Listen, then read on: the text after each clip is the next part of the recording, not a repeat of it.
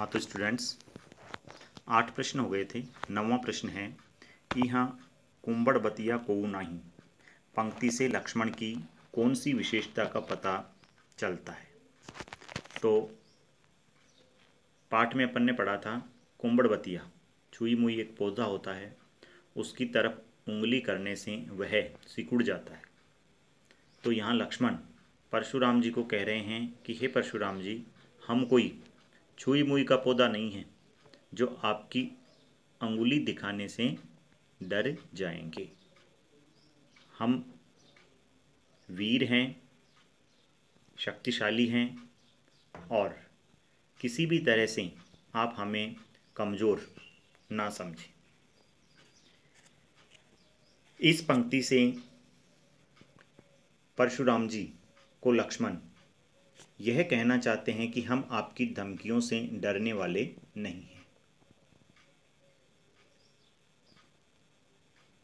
लक्ष्मण एक निडर और वीर पुरुष है, उन्हें कोई भी व्यक्ति इस तरह से डरा नहीं सकता है।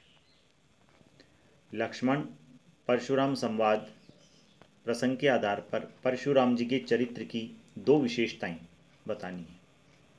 तो लक्ष्मण परशुराम संवाद चैप्टर जो अपन ने पढ़ा उसमें परशुराम जी के चरित्र की विशेषताएं बताते हुए हम कह सकते हैं कि परशुराम जी बहुत ही क्रोधी स्वभाव वाले थे और दूसरी विशेषता उनकी आत्म प्रशंसा करने वाले थे, अर्थात अपने आप की प्रशंसा करते थे।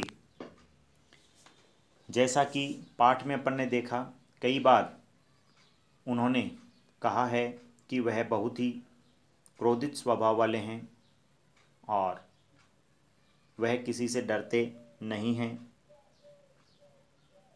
राजा जनक की सभा में आते ही सभी राजाओं को वह धमकाना आरंभ कर देते हैं और अपनी वीरता और अपनी विजय का बखान अपने ही मुंह से सारी सभा के सम्मुख करते हैं। तो 2 विशेषताएं हो गई, एक तो वो बहुत ही क्रोधी स्वभाव वाले थे और दूसरी हो गई कि अपने आप की प्रशंसा करने वाले थे। 11वां प्रश्न है लक्ष्मण परशुराम संवाद कथा सार अपने शब्दों में लिखिए। पूरा चैप्टर शुरू से लेकर अंत तक शॉर्ट में लिखना है। ये मान के चलिए कि 1 से 1.5 पेज में आंसर इसमें आ जाना चाहिए कि किस तरह से राजा जनक अपनी पुत्री का स्वयंवर करता है और राजाओं को आमंत्रित करता है। शिव धनुष को कोई भी राजा उठा नहीं पाते हैं। फिर अयोध्या के राजा दशरथ के वीर पुत्र राम जब धनुष के पास जाते हैं तो धनुष को प्रणाम करते हुए धनुष को उठाते हैं, उसके ऊपर प्रत्यंचा चढ़ाते हैं, धनुष टूट जाता है और धनुष टूटने की गर्जना तीनों लोकों में सुनाई देती है। परशुराम जी को भी पता चल जाता है कि उनके गुरु का धनुष टूट गया है। वह क्रोधित होकर सभा में आते हैं और पूछते हैं कि किसने शिव का धनुष तोड़ा है। तब राम बड़ी विनम्रता से जवाब देते हैं कि हे स्वामी, धनुष को तोड़ने वाला आपका ही कोई दास हो सकता है, कहिए मेरे लिए क्या आज्ञा है। तब परशुराम जी कहते हैं कि हे राम, दास तो सेवा का काम करता है, धनुष तोड़कर तुमने शत्रुता का कार्य किया है। जिसने भी इस शिव के धनुष को तोड़ा है वह सहस्त्रबाहु के समान मेरा शत्रु है। वह राजाओं के समाज से अलग आ जाए, नहीं तो मैं सभी राजाओं को मार डालूंगा। तब परशुराम जी और लक्ष्मण के बीच में संवाद होता है। लक्ष्मण व्यंग्य भरी उक्तियां परशुराम जी को कहते हैं जिनसे परशुराम जी का गुस्सा बहुत अधिक बढ़ जाता है। बीच बचाव करने के लिए जो गादी ऋषि के पुत्र विश्वामित्र जी थे वह भी आते हैं और अंततः भगवान राम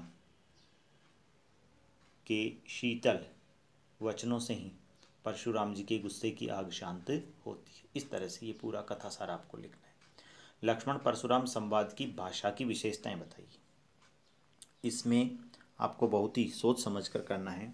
देखिए, कोई भी काव्य या कविता होती है उसके 2 भाग होते हैं, एक होता है भाव पक्ष और एक होता है कला पक्ष। भाव पक्ष के अंतर्गत उसका भावार्थ या अर्थ आता है और कला पक्ष जो होता है उसके अंतर्गत भाषा, शैली, अलंकार, छंद, ये चीज़ें आती हैं। दूसरे शब्दों में अपन कहें तो अपन जब व्याख्या करते हैं तो व्याख्या में जो व्याख्या का पार्ट है वो तो है भाव पक्ष, और जो विशेष वाला पार्ट है वो होता है कला पक्ष। मोस्टली उसमें जो पॉइंट्स अपन लिखते हैं, भाषा लिखते हैं, शैली लिखते हैं, अलंकार लिखते हैं, छंद लिखते हैं, ये चीज़ें आती हैं। तो लक्ष्मण परशुराम संवाद जो चैप्टर है उसकी भाषा की विशेषताएं बताएं। मोटे तौर पर तो अपन कह सकते हैं कि इसमें अवधी भाषा का प्रयोग हुआ है, क्योंकि तुलसीदास जी की जो महाकाव्य है रामचरितमानस, उसकी भाषा अवधी है और ये उसी का एक पार्ट है, इसलिए अपन कह सकते हैं कि इसमें अवधी भाषा का प्रयोग हुआ है। यह तुलसीदास जी द्वारा रचित रामचरितमानस महाकाव्य से संकलित है और अवधी भाषा के साथ साथ तत्सम शब्द है, तद्भव शब्द है, कई देशज या आंचलिक शब्द भी जो है इसके अंतर्गत प्रयोग में किए गए हैं। जैसे कुछ शब्द लिख सकते हैं अपन तत्सम शब्द, अर्भक है, अरि है, रिपु है, धनुष है, क्षत्रिय कुलद्रोही है। उसी प्रकार तद्भव शब्द भी आप पाठ में से छांट के लिख सकते हैं। आंचलिक शब्द जो क्षेत्रीय भाषा के शब्द है वो अपन लिख सकते हैं। और इस पाठ की जो शैली है वो है संवाद शैली। इसमें जो पात्र हैं उन पात्रों का संवाद उनके अनुसार ही है और पूरी तरह से सटीक है। ठीक है, इसमें दोहा और चौपाई छंद का प्रयोग हुआ है, कहीं कहीं मुहावरों का और लोकोक्तियों का भी प्रयोग हुआ है। इस तरह से ये भाषा की विशेषताएं। दूसरे तरीके से इसी प्रश्न को पूछा जा सकता है कि लक्ष्मण परशुराम संवाद पाठ की कलागत विशेषताएं बताइए या पाठ की शिल्पगत विशेषताएं बताइए, तो भी उसका उत्तर वही होता। व्याख्याएं जो है, दो व्याख्याएं आपको करनी है, एक तो कै और एक गे, पहली और तीसरी। व्याख्या में पहले प्रसंग आ जाएगा जिसमें आप लिखेंगे प्रस्तुत काव्यांश हमारी पाठ्यपुस्तक क्षितिज में संकलित लक्ष्मण परशुराम संवाद पाठ से लिया गया है। इसमें परशुराम जी सभा में आते हैं और क्रोधित होकर राम से क्रोध भरे वचन कहते हैं। फिर आप व्याख्या लिख देंगे। फिर विशेष में आ जाएगा अवधी भाषा है, चौपाई, छंद है और तत्सम तद्भव शब्दों का प्रयोग हुआ है और परशुराम जी के क्रोध का वर्णन यहाँ पर हुआ है। इसी प्रकार गे व्याख्या भी आपको कर लेनी है। तो स्टूडेंट्स आज के लिए इतना ही। नेक्स्ट जब अपनी क्लास आएगी तो उसमें अपन चैप्टर 3 पढ़ेंगे। आज आपके 2 चैप्टर कंप्लीट हो गए हैं। 2 चैप्टर का कंप्लीट वर्क आप लोग अपनी नोटबुक में करेंगे, जितना बताया है उतना ही। ठीक है, व्याख्याएं आपको जो प्रश्न उत्तरों में हैं वही व्याख्याएं जितनी बताई जाती है उतनी करनी है। पाठ में जो पीछे है वो नहीं करनी है। धन्यवाद।